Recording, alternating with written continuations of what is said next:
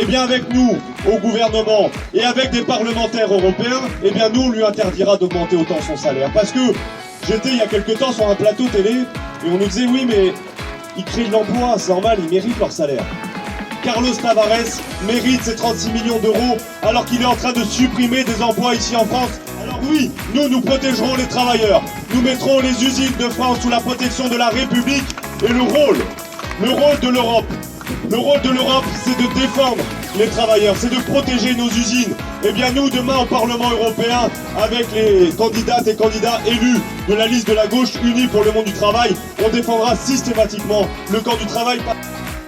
Lorsqu'on traque, lorsqu'on milite, que l'Europe c'est très éloigné de nos réalités. La réalité, c'est que l'Europe, elle s'invite dans notre quotidien. Si ces derniers temps, on a vu nos factures d'électricité exploser, si on voit nos services reculer, si on voit des classes dans nos écoles fermées les unes après les autres, si on voit des lycées délabrés, c'est bien parce qu'à l'échelle européenne, ils prennent des décisions aujourd'hui qui vont contre nos intérêts. Si c'est la paye et la fiche de paye, c'est aussi la paix. Et permettez-moi, je vois des drapeaux palestiniens, d'avoir quelques mots sur ce qui se passe aujourd'hui sur la scène internationale.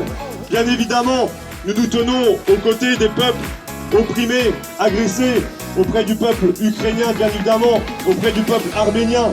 Mais nos pensées vont bien évidemment au peuple palestinien, qui depuis trop de temps, pas que depuis le 7 octobre, bien avant le 7 octobre, ils se font massacrer.